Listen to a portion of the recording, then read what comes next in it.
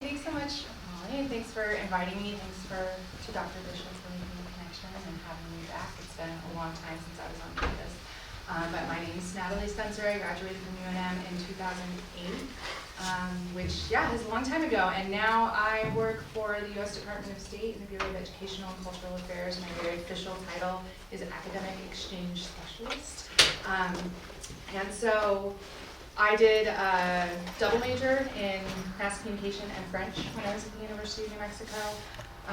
I think at that time it was very easy for me to think that language, I really loved studying language, and it was very easy to think that if I'm gonna major in French, which was my language of study, that means I'm going to be a teacher, that means I'm going to do translation. I don't really see myself in either of those jobs, so I'm not going to do a full language major. I'm not going to follow that path. I'm not going to heed different mentors' advice to get a master's degree in French because I enjoyed it. I didn't go that path because I just didn't connect with it. And I thought that getting a degree in a foreign language meant that I would take one of those careers, but it turns out that's really silly. There are a lot of different things that you can do with a language degree that are not teaching, that are not working in translation, interpretation, that kind of field in academia, which are all great professions, but just not what I saw myself doing and not what I do now. And so to talk just a little bit about who I am and to embarrass Dr. Bishop, who is up there on the left on my graduation day in 2008. I grew up in New Mexico. I went to Cibola High School over on the west side. I now live just outside of Washington, D.C., in Silver Spring, Maryland. I really miss the desert every single day. This is home. I'm really, really happy to be here. My parents are still here. I graduated in 2008 with my BA.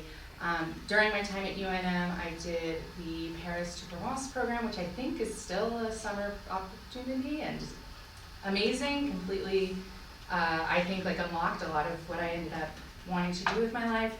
I also did one semester in Lyon, France on a direct exchange program that didn't really exist. I went on and worked for a little while. I'll talk about that, but now I have my master's in international education management. I went to graduate school in Monterey, California at the Military Institute.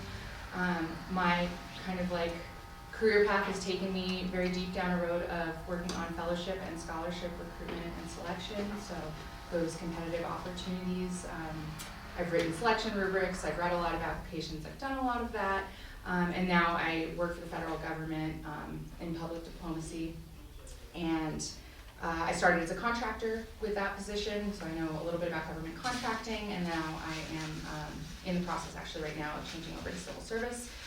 So I just put all this up here because I'm not necessarily going to talk in depth about all of those things, but I'm happy to answer questions about any of those things at the end of this, or I'll be around and happy to stick around and chat if anybody has questions about anything from living in DC to applying for a boring award.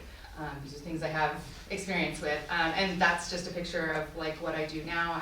My job takes me to do cool things, so I got to go and be part of the opening welcome when the president of France was in Washington, D.C. for an official state meeting in December 2022. So that's me at the White House. These are the kinds of pictures that make my mom really proud of what I do. So I will start at the end and where I am now and what I do and what my job is. So as I mentioned, I'm at the U.S. Department of State in the Bureau of Education and Cultural Affairs.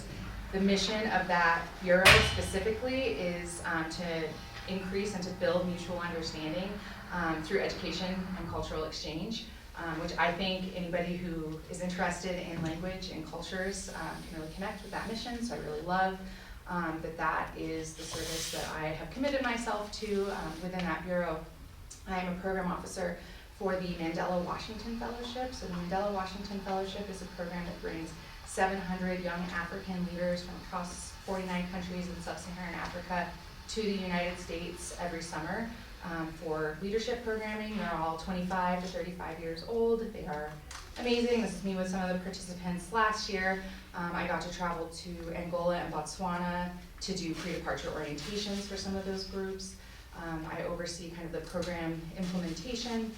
There is a whole team of 30 people that work on the fellowship for a nonprofit that holds the grant, but I work on the funding side and it can get a little complicated, but happy to answer questions about how all of that works, but that's my job. I work every day with foreign service officers and locally employed staff members at 49 different embassies across sub-Saharan Africa, and to support them in recruiting and supporting applicants for this program and making the program happen. It's a lot of moving pieces, but I really love it. I get to do cool things, I get to travel. It's not something I ever would have imagined even existed when I was at UNM. It's probably not even what I envisioned myself doing when I went and decided to get a master's degree in international education management, which is like exactly what I do, but this career within that was not clear to me. And I would say that this is like, it's weird for me to say out loud, but I feel like I'm successful. Like I feel like my parents are proud of me. I feel like I like my job. I like going to work every day. You know, I live my comfortable little life in Washington, D.C., so I would say like little, 20-year-old me would be like, yay, success. But then like, how did I get here? Because there are people that I work with every day. This was their end goal. They've always wanted to work at the Department of State. They've always wanted to be in foreign policy or, in one of these government jobs, and it's not something that that I ever saw myself with. So trying to figure out, how I got from there to here is like a good reflection exercise. And I think mostly why I'm here today is to use myself as a case study of like what kind of that indirect path can look like, what some of the other options are that aren't that teaching path, that aren't the translation interpretation path. So I'm curious of the folks in the room, like who of the students, but also I think relevant for faculty, who knows exactly what they want to do, like exactly what their perfect career is, like if they could just pick anything, this is what you would want, this is what you're going to do, like very specific, where you want to work. Does anybody know that one? Oh, I love it. I love to hear it. That's fantastic. I think you're the exception. Does anybody have like a vague idea, like a field they want to work in, field, like kind of an idea? Good. Who has like absolutely no idea? That was me. I had no idea what I wanted to do, and I think that's okay. And so, yeah, again, using myself and my story as kind of a case study of how it can all shake out, even if you don't have that really precise goal. But I think also helpful if you have a really precise goal. I think that's great. So I came to UNM. I didn't apply to any other universities because I didn't know what I wanted to do. And like my identity was like, I don't know what I want to do. I don't have a passion. I just like school. I'm just going to go to university near mom to figure it out. And that's how I ended up at UNM. I delayed as much as humanly possible in declaring my major because I didn't know what I wanted to do. I thought for a while I might like be an astrophysicist, not a joke. I took a lot of calculus classes, I took physics, I took all of those good things. And yeah, just really didn't know. I took until the very last minute to declare my major. I always took French classes though, because I liked the people, I liked the faculty, I liked learning about culture. I saw it like as an elective. It was just like, oh, I'll just keep taking a French class every semester because I like it, but not because it's the goal. Because again, I just didn't connect with that. And so I ended up doing my degree in mass communication and then a second major of French because it turns out all of those credits in French add up to something. So it was just kind of, again, accidental that I ended up with that as part of my degree. And when I graduated, my first thought was like, I need a job, I need to pay rent, I'm going to the real world. So I'll just like look for what opportunities exist. In my communication degree, I did an internship for my last year. Someone happened to leave in that office that I was interning at a local independent school, San Diego faculty based from Albuquerque area. I ended up applying for and taking that position like a month before I graduated. It was 2008, and 2008 was not a great time to finish college, not a great career market, so I was just like, there's a job, it's here, I'm gonna take it. It did not feel intentional, it was like, job, here, take. And then I did that for a couple of years. I felt like not super fulfilled by it. I was kind of bored. I was working in communications and marketing and fundraising for a private school, really great people. Just the work was not what I wanted to do.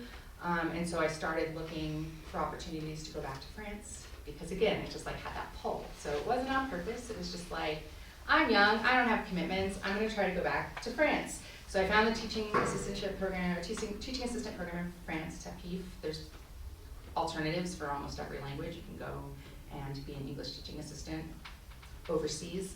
And so I took that opportunity, and I was like, ooh, wine, cheese, like, let's go back to France, this will be great. It's just kind of like a break. Maybe I wrote off that teaching thing a little too early. I'll go give it a try, see how it goes, because I don't love what I'm doing. I didn't love teaching. It was not my favorite thing. But again, it was just kind of like a detour. I came back and was like, well, I have to make money again. I guess I'll look for jobs. I found a job at UNM, and I thought maybe I'll go to grad school, maybe more school's the answer. This is, if you work for a university, you get tuition remission, so you can take classes for free. I ended up taking French conversation because it sounded fun, again, and I took an astronomy class because, again, maybe I want to be an astrophysicist, who knows. But I didn't really know what I was doing. I kept looking for jobs, even though I was working in the physics and astronomy department, doing like admin work, which felt like a weight, like it just felt, I was bored. I felt like I wasn't gaining a lot. I was just like working an office job. It didn't feel like I was developing skills in that position. And so I kept looking for jobs. I finally found a job posting for a study abroad advisor at the Office of Global Education, or whatever that office is called here on campus now. And that was the first time I read a job description and was like, that's a job I want. That's what I want to do. Like, that connects with me, it makes sense, that sounds fun. I applied for it, I didn't get it. Turns out, like, I studied abroad is not, it's unique and it's great, but it's not unique and great for people that are looking to get jobs as study abroad advisors. It's not impressive, right? I didn't know how to articulate that I was actually like well positioned to be good at that job. And so I started looking, I was like, well, maybe if I go to grad school, someone will hire me to do this. I found a program in international education management. I didn't apply to any other programs. I just thought, well, I'm not really sure what I want to do. This is like the strongest feeling I've had towards something. I'm just going to pursue it and try to go to grad school. That's not a great argument for getting into grad school. Like, I don't know what I want to do, but like, this might be it. So here's an essay, let me in. So I had to figure out a way to like make it make sense. And it turns out it was totally intentional all the time. Like, I really just had it all planned out. All I had to do was repackage everything. So at UNM, I was really building my foundation in my passion for language and culture, and exploring the world. And when I went to enter the real world, I wanted experience in an educational environment. I worked at a private school. I did marketing, communication, all very relevant, student service, all of these things that are really great for study abroad advising. Then I went and I decided to like internationalize my perspective even further and go do this TAPIF program to teach English in France. And then when I came back, I really wanted to continue pursuing my experience in higher education, working on a college campus. So I ended up working in the physics and astronomy department, where I welcomed international visitors, worked on some of their like visa paperwork and processing reimbursements and learning university systems. It was all very intentional, right?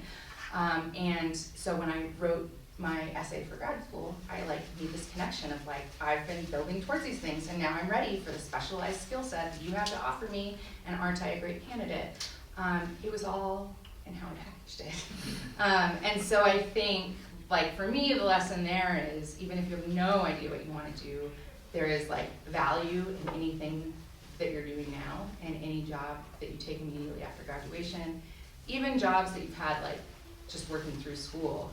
You're learning customer service, you're learning communication, you're learning all of these things that can be like framed as very intentional. And it turns out that like studying language made it much easier for me to like do this analysis, right? To do this self-reflection and figure out how to make it work together. So I went and got my master's in international education. That program did require language study, so I was like, aha, I studied French so that I could go to a grad school that required like knowledge of a second language. And I continued my language study while I was in grad school. International education is a newly professionalized field, or at least it was when I went to grad school 10 years ago. To the point where I think Professor Bishop was like, are you sure that there's like a grad program for wanting to be a study abroad advisor? Because it was like a new kind of idea that there was a specialized skill set for thinking about learning outcomes from students going abroad. I learned a lot about program design, designing study abroad programs to make them meaningful, and a lot of thinking about how foreign language plays a role in that, and how learning a second language really develops skills beyond just those linguistic skills, right? Skills that are like very deeply employable and relevant to any field of study or any field of professional field. That it wasn't all random, that there's a reason that I was able to make these connections. And that was a big part of, I was learning in grad school how to get students to understand that, but really I was like doing it for myself. I was sitting there like reflecting on my experiences and making those connections while I was there. And so when I graduated, it was really time for me to figure out like how to make those connections valuable to an employer. And so these are just some of the skills that I feel that I gained really specifically to studying literatures, cultures, and languages, cultures, literatures. Is that what LCL stands for now? It was FLL when I was here, Foreign Languages and Literatures. But I love the introduction of culture there. I think these are just like when I sat down and thought about it, all of these skills that make me valuable in literally every job I've had. It's not about the specialized knowledge, like someone can train me how to use a system to do something. For my current job, Mandela Washington Fellowship, like I didn't know anything about the fellowship before I started working. I can learn all of that. What I can't learn from the job or why they would want to hire me is all of these other skills that I know how to articulate about myself and draw on really relevant examples from my journey. So I would say in studying literature and studying cultures in a foreign language, really learning how to look for what's important, like when you're writing an essay, and distill it into something that makes sense to somebody else. Like that skill is something that I use every day, like taking complex articles, taking complex policies and really distilling them down in a way that makes sense to other people. Beyond that, with communication skills, listening skills, you learn how to talk to someone and listen to them and learn from them and what they're saying, and in language that might be the specific words or vocabulary, but also the meaning. It's just like a big part of what you're learning to do when you learn a foreign language, and that even if you're not I don't use my French every day at work, but I use like that skill from what I feel I gained in studying a foreign language. Public speaking, this is probably like my least favorite kind of public speaking. Talking about myself makes me really anxious. So this is not representative, but I think once you've given a presentation in a language that is not your first language and that you are like an emerging learner of, you're like, oh, I can talk in English about anything. Like it's easy, it's in English. If I get lost or forget what I was gonna say, I can just kind of keep talking. It just makes you better at that. It makes you more confident in connecting with people. And so public speaking is something, again, that I do every day in my job. I've done a lot of it in previous jobs, and I do think that it was a skill that like I got from this path. Writing, and again, I don't write in French, I write in English, but I learned so much about English grammar from studying foreign language that I just like, I knew English because it sounded like I knew what sounded right. I knew how things should sound. And then when I studied a foreign language, I learned about all the parts of grammar and all the tenses, and I learned a lot more about English and being a good writer in English than I ever thought I would in studying a foreign language. Most people who are studying foreign language, or people who look at someone who studied foreign language, wouldn't think that it makes you a better writer in English, but I think it definitely does. It just makes you better at language. Attention to detail, understanding that if you pronounce one word slightly differently, it means something completely different. So you learn to listen for those things, you learn to see those differences. And attention to detail is something that, like, when I'm hiring people now, it's like very hard to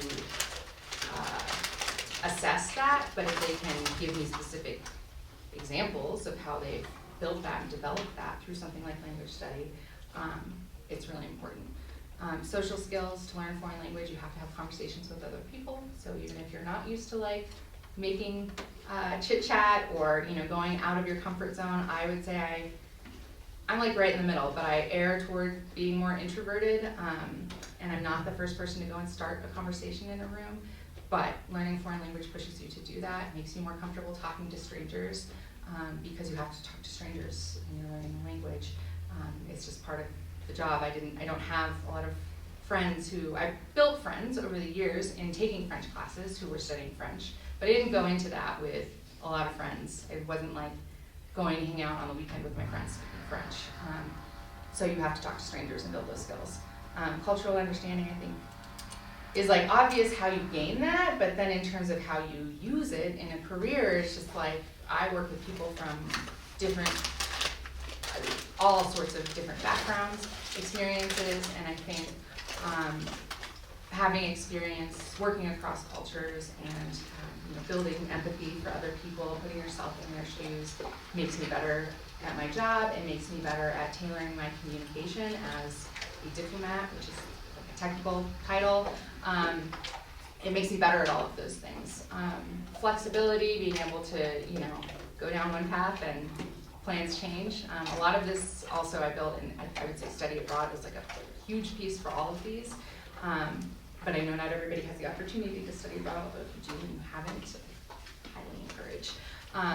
Because it takes all of these to even the next level. And then it's same adaptability, just being able to go into a situation, not know what you're expecting, but adapt to what the room looks like, adapt to who you're working with, and be able to kind of read those things. For me, again, this is like what I gained. I thought that I was just making things up when I said UNM was the foundation for all of these things, and like writing this very official statement of purpose, personal statement, but it's like true. And I still draw upon all of these things all of these years later in my everyday work. And so I think if you can learn to talk about your own skills in that kind of way, the work that you're doing and the skills that you're building can lend themselves, like I can think of very few jobs that wouldn't benefit from having these skills, right? They're not specialized skills. I can't go be a surgeon. There's some things that require very practical training, but for all of these things that are careers that are just like a little bit more liberal artsy, I think language learners have like a really good foundation to be competitive candidates for those kinds of jobs. So in terms of like international education as a field, since that is my specific field, I don't know if anybody here is interested in what my kind of career search looked like after grad school. Once I had put this all together and kind of had a slightly more precise goal, like, I want to be a study abroad advisor, it turns out that even that was probably, I went from having no idea to being way too specific, so I had to cast a much broader net, think much more widely about what international education is. And so these are kind of some of the things I started looking at within international education once I was in grad school. So my goal was to work at a college or a university. I had liked working at the University of New Mexico, even though I didn't love the work that I was doing. I liked working at the private school that I worked at. I had always found myself in these educational spaces. Universities have great benefits for all of these really adult goals. Like if I wanted a good retirement plan and I wanted good medical, all of these things, working in a university was a great fit for that. So I thought that was my number one goal. There's also universities literally anywhere, so you can work anywhere if you want to move to a different city or do something different. So I started looking at study abroad offices, international student service offices, so bringing international students here. Again, exercising all of those skills in communication and empathy and cultural understanding to make their experience here worthwhile. And then career services, again, making all these connections to transferable skills and what you're studying. There are people that are paid here at UNM to go and do career counseling if you want to go to that office. I know it exists. I don't know what it's called here, but it's on every campus. So I started looking at those kinds of positions. I looked at study abroad program providers. So again, companies that exist to build study abroad programs. That's someone's job, which really didn't occur to me until I was doing the teaching assistantship program. And I was like, oh, someone's organizing this whole program. I'm getting emails from someone telling me what I need to turn in. I'm getting a handbook that tells me what to expect in a classroom. Someone made all of this. This is a job. That's crazy that someone gets paid to do this. And so I started looking at those. I didn't really look at US government at the time, but what I did look at these nonprofit organizations that end up kind of working on a lot of the government work. So my current position at Department of State, there are 4 of us who work full-time on the Mandela Washington Fellowship at Department of State, but then there's a whole other organization called IREX. There's a lot of them. They're a nonprofit in Washington, D.C. They apply to have all of the funding, the government funding, to actually like run the program. They're the ones that are booking the flights for fellows. They're the ones that are finding universities to host fellows, doing all of that, like everyday operations of making a program run. At Department of State, we provide the funding, we make the general goals, like this is what the program needs to be doing, this is how it needs to align with the funding that we have and the rules that you have to play by as the implementer. So I looked more at like those sorts of situations. So I looked, these are just examples of a couple of nonprofits in international education. And then I also looked at professional associations, Diversity Abroad, Forum on Education Abroad. There's like whole professional organizations that host conferences for like every study abroad advisor in the country can like go to a conference and talk about their best practices in study abroad. And so I looked at like the organizations that host those sorts of conferences. Diversity Abroad is like really committed to diversifying the types of students that are able to access international education, but also making sure that it is like supportive and inclusive when you have an overseas experience, because that isn't something that it automatically happens. So I ended up not actually applying for that many jobs before I got an interview.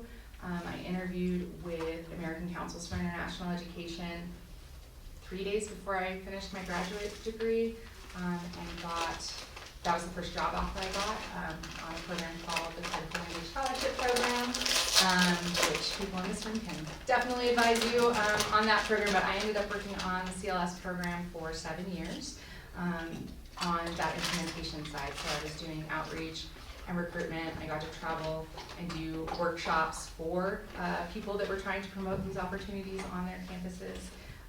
Worked with a lot of language teachers, worked with a lot of study abroad advisors. Loved that job, really good job. And eventually started running recruitment and selection. So again, like designing the selection rubric, like CLS gets over 5,000 applications every year for around 500, 550 scholarships. So determining like how you do a selection process, how you read all of those applications, how you get down to those finalists. I managed that process. I don't speak a critical language. Critical languages are those that are less commonly taught. Critical is not synonymous with important, right? There are languages that there aren't enough US students learning. So French, Spanish, not critical languages by the government definition. But how I got that job was in being able to articulate all of the skills that language learners gain, and they were like, oh, you're qualified to then go tell someone else that they can gain these skills and that language is useful in literally any career path. And so that was my job with the CLS program, and then eventually moved on to where I am now. So I wanted to keep this like basically pretty short because I'm more than happy to hear any questions that you might have, or dig in on anything, or just let you go enjoy sunshine, because I miss sunshine. Kind of my lessons learned along the way of my like very accidental but then very purposeful path to where I am. I wish I could go back and tell myself it's like okay that I didn't know what I wanted to do. I put a lot of pressure on myself. I spent a lot of time like really worried that I didn't know what I was doing. I was just doing like one decision at a time, whatever made sense, whatever was within easy reach, going to the university that I basically almost didn't have to apply to because I was a New Mexico high school student, and UNM is like the easiest option, not declaring a major until I had to, taking the first job that I was offered because somebody left a position in the internship organization I was in. like I just felt very frantic and very much like I'm just gonna keep taking opportunities because I don't wanna have to make a decision about what I'm doing. And that's okay. I think in pursuing things that were interesting to me, and making the most and just trying to be good at whatever I was doing at the moment, it worked out. Reading job descriptions for inspiration, I wish I would have done that earlier. I could have read a study abroad advisor application much earlier and decided that that was like a career path and that I could pursue that in different ways. Graduate school was a really expensive way to pursue that. So it worked out for me, but I'm not here to hype up going to an expensive private graduate school. I could have gotten a master's at UNM in French and still taken the same path. So there's lots of different ways to get to these different places.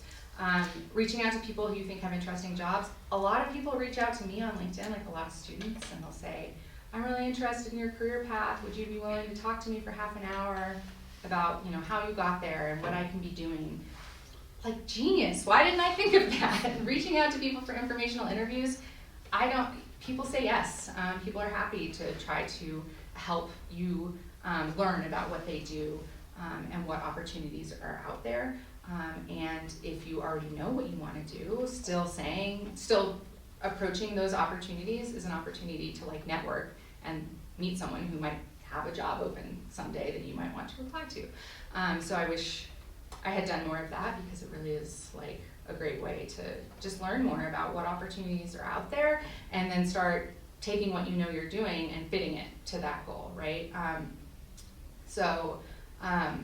Being able to craft that personal narrative on your current goals, whatever those goals may be, I think, even if you know exactly what you want to do, that might be different in 5 years, but that doesn't mean that everything that you've been doing towards this goal cannot be repackaged and suit this goal. And so I think just being aware of finding value in what you're doing. When I was at the physics and astronomy department, like processing reimbursements for faculty members every day, I was just like, I was bored, it wasn't challenging, I didn't love it, but now I'm like, oh, but I really did, like I worked with a lot of international like students and scholars when I was there. I, learned how to fix the photocopier, which comes in handy in every job I've had. I learned like basic good email etiquette. I learned that sometimes faculty can be like challenging personalities and how to be like a little bit more diplomatic and learn the personalities that I'm working with. Like I got a lot out of that job even though it felt like I wasn't. And so understanding the value of that experience, the skills that I got from it, and being able to like repackage it into something that has given me like just really broad opportunities. So that's kind of like my reflection on not having it figured out and that being okay. And so, yeah, that's kind of just like my path. I'm happy to answer again questions about any or all of it. I'm happy to, if people have specific goals that they're trying to meet, just give you all time to like reflect about what you want to do with that. I have no goals here. I'm just here to like, be here, so. And that's my cat, his name's Merlin. Can I also answer questions about him? That's all I've got. Questions? So do you travel around a lot for the State Department? I do. I actually traveled a lot more domestically for my previous job on CLS. I was on a lot of campuses.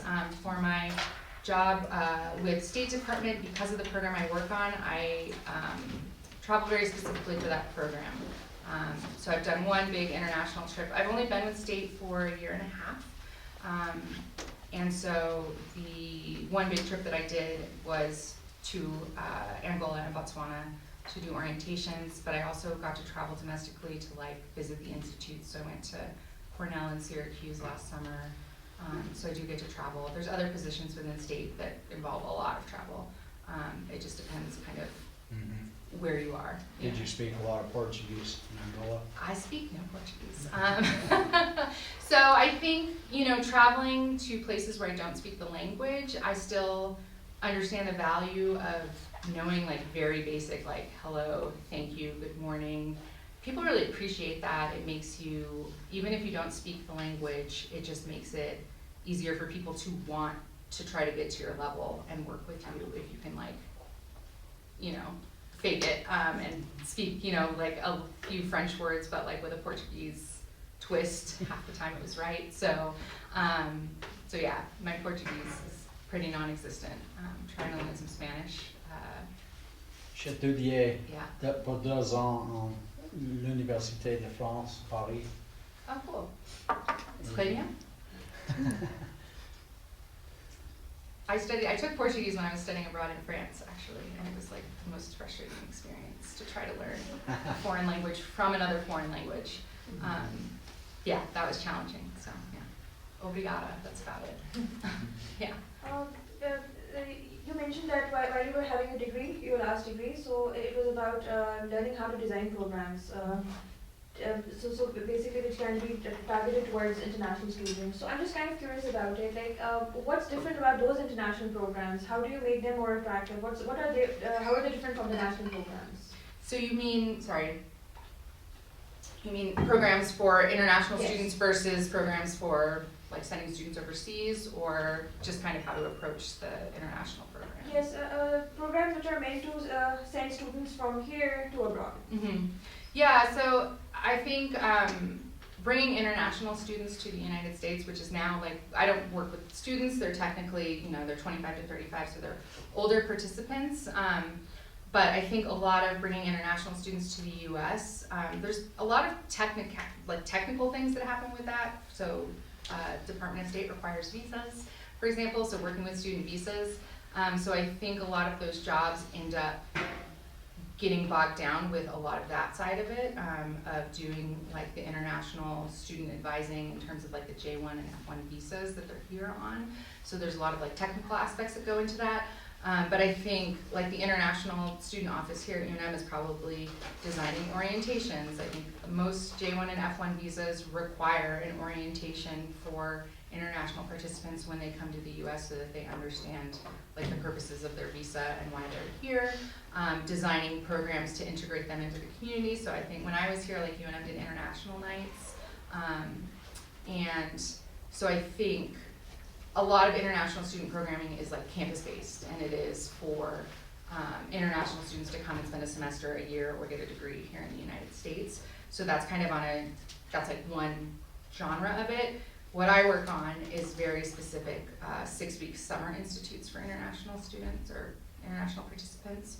And what goes into that is like deciding what the learning outcomes are. So we are a leadership program, so there's a lot of like leadership institutions, like leadership elements that go into it, but also we still manage participant travel and making sure that they have a smooth experience getting here, making sure that they have visas and that they're abiding by the visa regulations.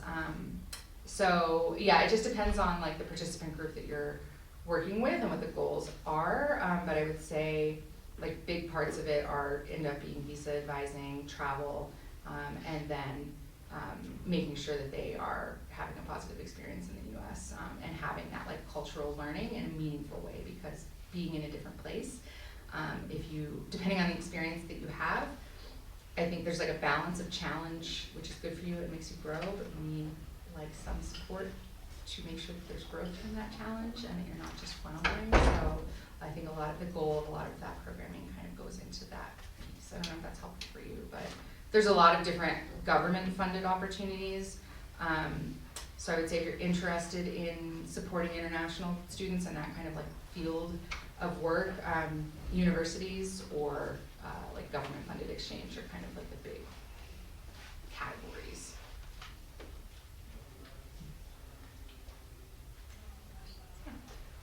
Working for the government, like the State Department, do you have to get a security clearance or anything? You do? Mm-hmm. There is a security clearance process. For Department of State, it's not true for every government agency. Department of State, I think every single position requires at least a certain level of security clearance to like get in the building and get access to systems. I can't have my computer here because I'm not allowed to plug it into anything. I have to have like an ID that goes in it. They lock everything down. Doesn't mean that I work necessarily, because I'm in the Bureau of Educational and Cultural Affairs, I don't like deal with a lot of secrets. I'm not, working with classified information, but I'm like, in that environment, I go to the Department of State, like, that's my workplace. And so even to get in the building, you have to have like a certain level of advance. So that is part of the process.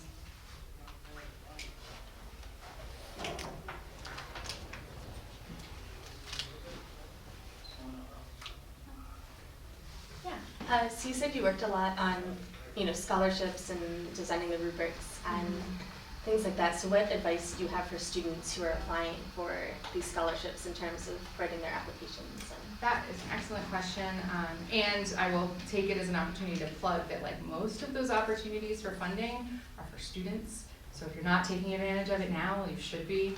And so I think every program that's out there, every scholarship, every fellowship opportunity, if it's a good one, you should be able to find the selection criteria. Like there should be, we're looking for applicants who A, B, C, D.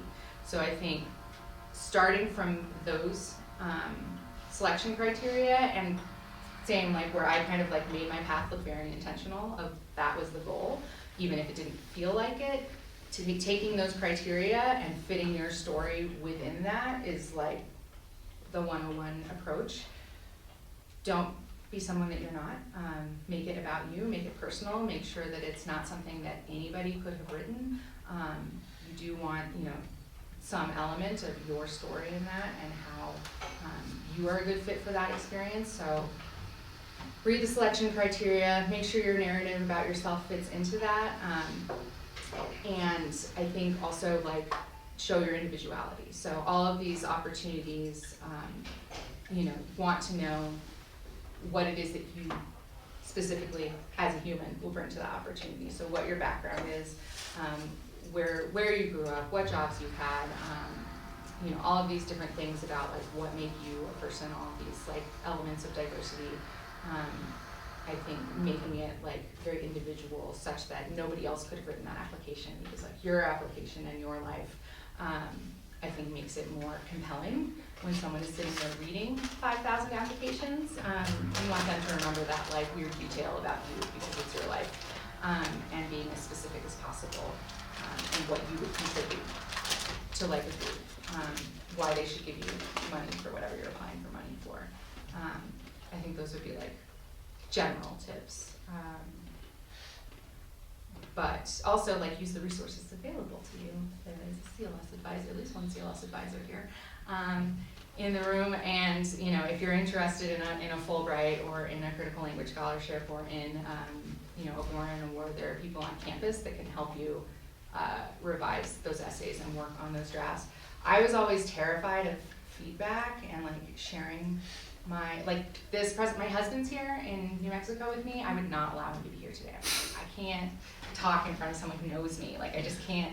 It makes me very anxious. So I was not the kind of person who would seek feedback on like a personal statement because I didn't want anyone who actually knew me reading a personal statement, but I was okay with sending it off to somebody who didn't know me. Very backwards thinking.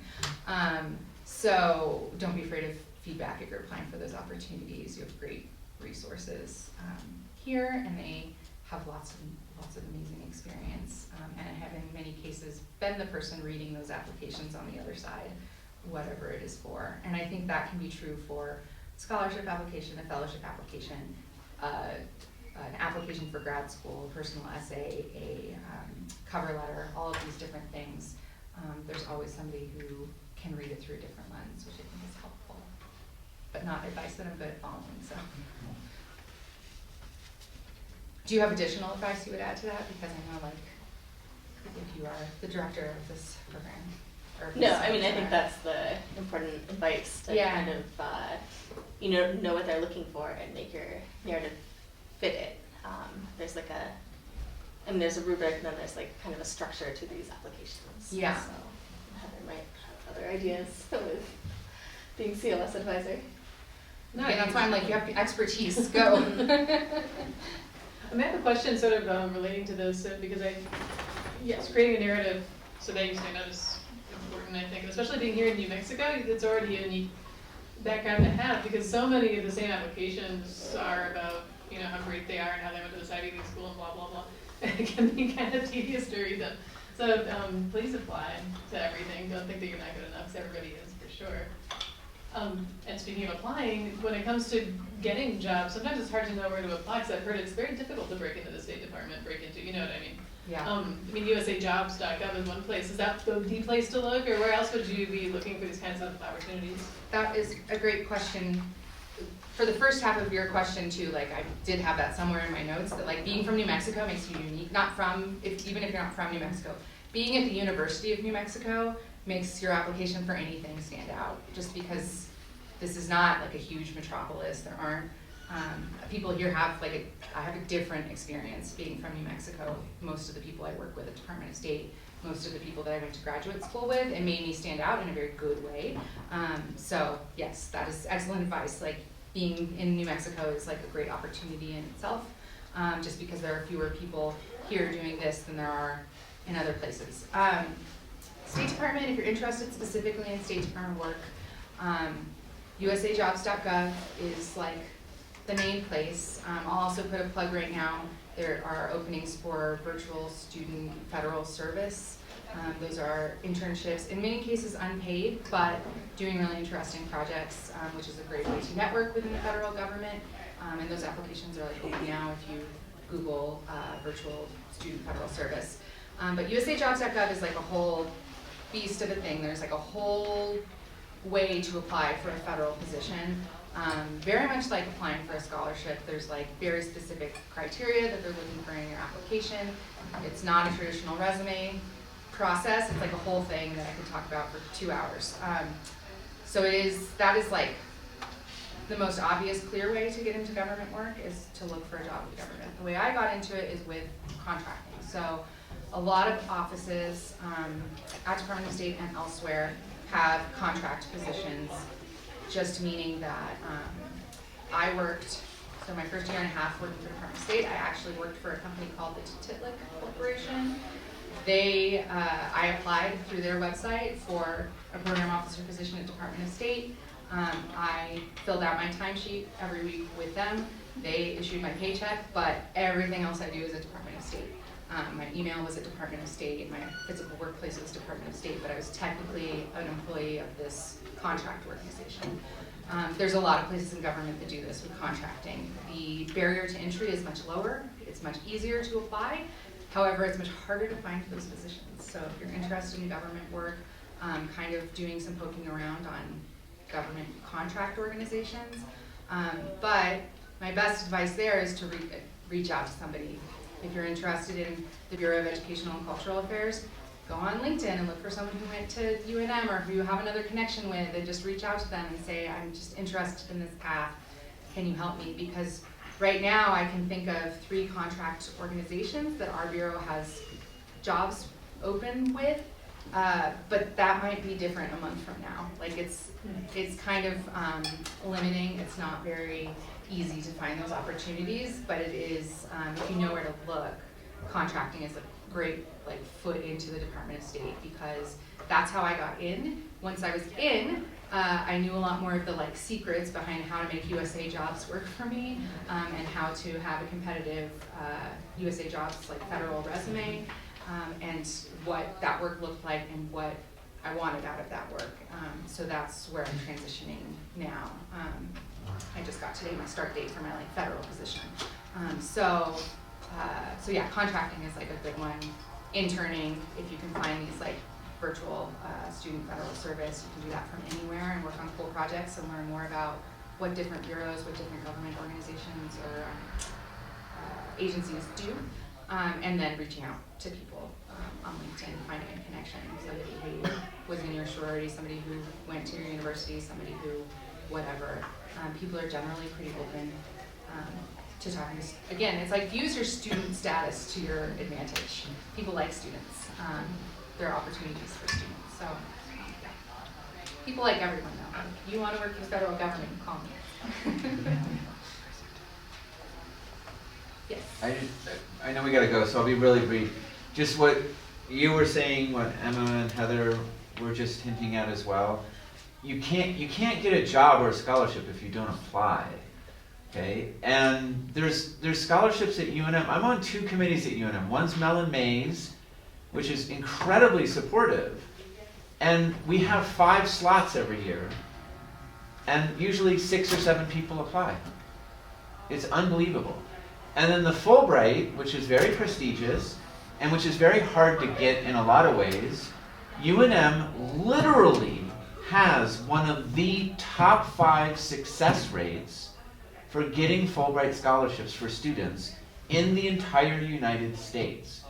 So if these types of things interest you, or other things too, try it. And you have a good chance. And reapply if you don't. Yes, yes. Yeah, when I was at UNM, someone told me to apply for Fulbright, and I was like, prestigious, that's not me, I'm not, next. I never applied. And now that I work in the office that administers the Fulbright, I work in the Fulbright office at Department of State. Now I'm like I was the perfect candidate. I would have been great. And so don't self-eliminate, apply, just apply for things. I applied for grad school not knowing what I was gonna do, but I was like, well, I'll just apply and see what happens. Can't make a decision until it's in front of me. So yes, go after things. Well, I know some students need to run up to class, so again, I wanted to thank Natalie for her time, for this excellent presentation.